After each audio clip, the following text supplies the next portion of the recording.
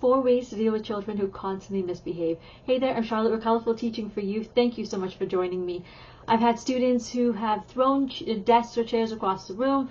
I've also had kids who have stabbed each other.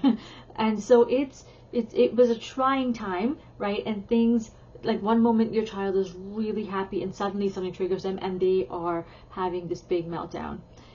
So if you're a teacher, it's got to be scary to be able to teach a child who you don't know how they're going to behave. And if you're a parent, you're walking on eggshells all the time. That has got to be terrifying as well. So I had to go through this. I was scared and I did not like going to school every day feeling like this. Something had to change. So I created the following 4 steps that really helped make a difference in my classroom. And also hopefully it does the same for you and or for your classroom or for your home life. So the first step that I looked at is understand your child. It's really important to get to know who your child is, what they're about, and really why they're behaving the way they are.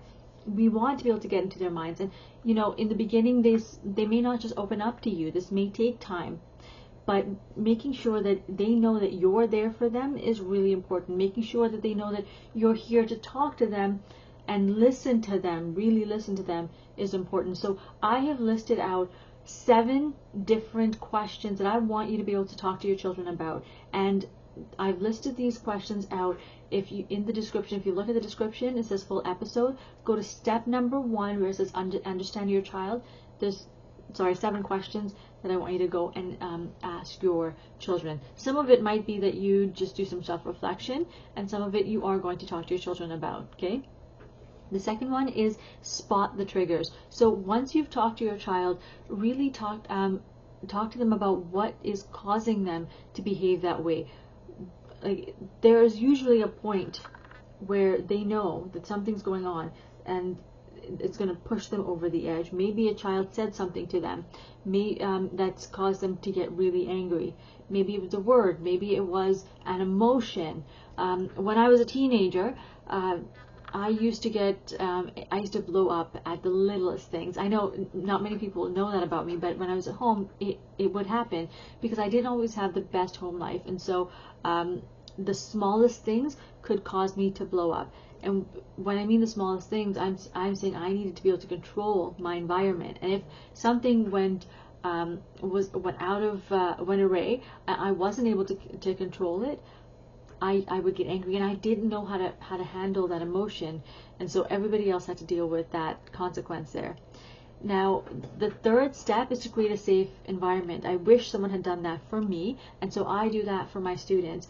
Is that I create a special place for them where they can learn how to manage their emotions. I don't just teach that one child about it, but I teach it as a whole, in a whole classroom environment. So if you're either in a classroom or at home, teach it to all of your kids. Focus on teaching everybody how to manage their emotions. When you get angry, what do we do? Where do we go? And I create this space, and I've got resources for you. Choose the one that works best for your child. Go to the link where it says full episode in the description, and go to step number 3 where it says create a safe environment, and choose that resource for you. It will allow you to create this space on a minimalist budget with resources you already have in your home, so you don't have to go and buy anything new, okay? And then the 4th step is show love. So for this one, I want you to actually get down and talk to your kids after they've been to this space and they've calmed themselves down, because you don't want to just let it go and assume that they've self-regulated, but look at ask them, what triggered you? How did you manage your emotions? How are you feeling now that you've come out of this space and you've had a moment to breathe and calm down, okay?